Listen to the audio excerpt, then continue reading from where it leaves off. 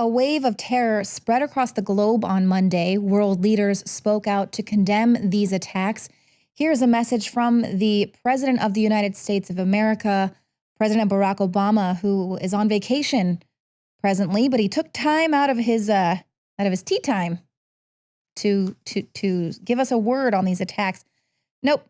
No, he didn't. No, he did not even take a little time off from his golf game to condemn these attacks. He is on vacation, guys.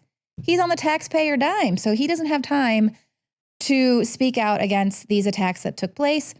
Now, President-elect Donald Trump is also on vacation. He's also playing golf out at Mar-a-Lago, but guess what? He found the time to release a statement on not one, but both of the attacks that took place yesterday, talking about the assassination of Russia's ambassador to Turkey, as well as the Berlin attack.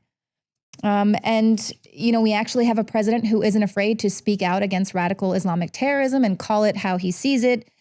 He is, of course, being condemned for that. Salon.com, they don't like that. They say, Trump blames terrorists for killings in Turkey and Berlin. How dare he?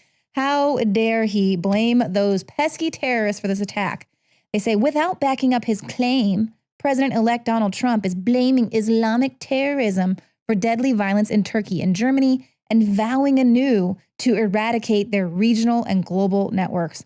Newsflash, Salon.com, you're about to see a real president in action, a real president who can actually take time from his golf game to condemn these terror attacks and be a strong president, be what this country needs to let these terrorists, because it wasn't a driverless truck that hit those people yesterday. It was a terrorist who was driving that truck. To actually have a president who's going to come out and call it like he sees it. You would think that Salon would, start the article, a surprising move. But no, this is what we're going to deal with for the next 4 years, is these kind of attacks on everything that Donald Trump says. So CNN also took that same tactic as Salon, responding to the Islamic terror attack in Berlin by blaming conservatives. That's right. They didn't blame the driverless truck. But this was an article that appeared on the news' network's front page underneath the words, "The Fallout of Fear." It was subtitled, "Attacks Fuel Far Right's Assault on Democracy." So they didn't really get to how importing over 1.5 million Muslim migrants, a significant portion of which are in alignment with jihadist ideology. How is that an assault on democracy? I do not know. But according to the writer David A. Andelman, the right wing's ability to capitalize on the attack is potentially more pernicious than the attack itself. This is an attack that killed at least 12 people, injured dozens more. But they think the seemingly endless sight of mangled, bleeding bodies on the streets of major European cities isn't the main problem.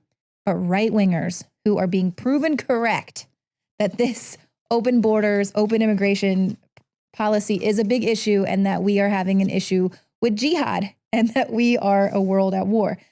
So this is Paul Joseph Watson. He goes on, worrying that the fallout from the attack will have the impact of upsetting the ruling elite. God forbid.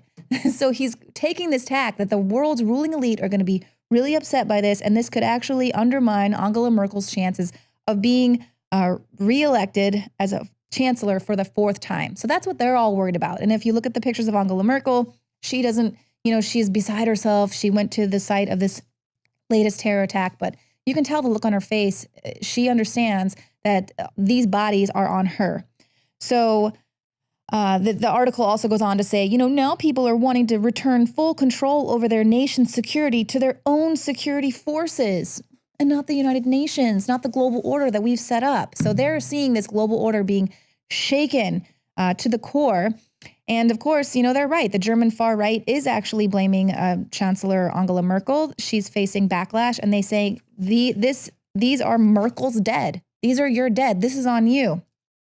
Klaus Bouillon of Mrs. Merkel CDU party said, "We must state that we are in a state of war, although some people who want to see only the good cannot see." So, even people in our own party are saying, look, we're in a state of war. This is the 7th terror attack that has happened in Germany this year alone, the 7th. And that's not even including all of the rapes, the rise in crime. So this is a huge issue, and Germany is starting to push back against these policies.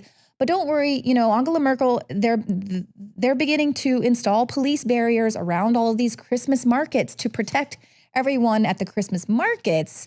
They're not going to put any barriers around their own country, just around everything that's inside of the country. Kind of like we're doing here, I guess. But people are wondering, where is this Berlin Christmas killer? Because apparently the German police have freed the Pakistani suspect that they had detained and questioned for more than 12 hours. But they say, we have the wrong man. The perpetrator is armed, he's at large, and he can cause further damage.